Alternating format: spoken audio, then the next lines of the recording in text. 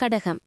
கடகராசி அன்பர்களே, புதிய முயற்சிகளில் ஈடுபடுவதை தவிர்க்கவும், வழக்கமான பணிகளிலும் கூடுதல் கவனம் தேவை. உறவினர்கள் மூலம் குடும்பத்தில் சிறு சிறு சலனங்கள் ஏற்பட்டு நீங்கும். பிள்ளைகளால் தேவையற்ற செலவுகள் ஏற்படும். சிலருக்கு அதிகரிக்கும் பணிச்சுமையின் காரணமாக உடல் அசதி ஏற்படக்கூடும். பிற்பகலுக்கு மேல் பணவரவுக்கு வாய்ப்பு உண்டு. மக்கள் செல்வம் கிடைக்கும் நாள். வியாபாரத்தில் அதிகமான லாபம் கிடைக்கும். தொழிலிலிருந்து எதிர்ப்புகள் மாறும். வேலையிடத்தில் உங்கள் திறமை வெளிப்படும். கையிருப்பு கூடும். உயர் அதிகாரிகளின் பாராட்டு கிடைக்கும். அரசு வேலையில் எதிர்பார்த்த நன்மை உண்டாகும். வடக்கு திசையிலிருந்து நல்ல செய்தி வந்து சேரும். வெளிநாடு செல்வதற்கான ஏற்பாடு நடக்கும்.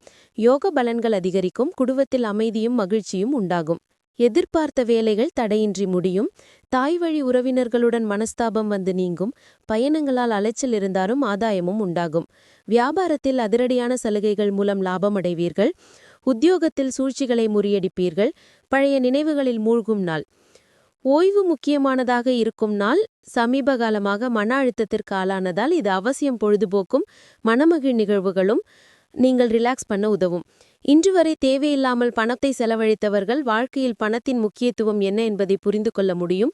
ஏனெனில் இன்று திடீரென்று உங்களுக்கு பணம் தேவைப்படும். உங்களிடம் போதுமான பணம் இருக்காது. வீட்டின் தோற்றத்தை மேம்படுத்த வீட்டை சுற்றி சிறிய மாற்றங்கள் செய்வீர்கள்.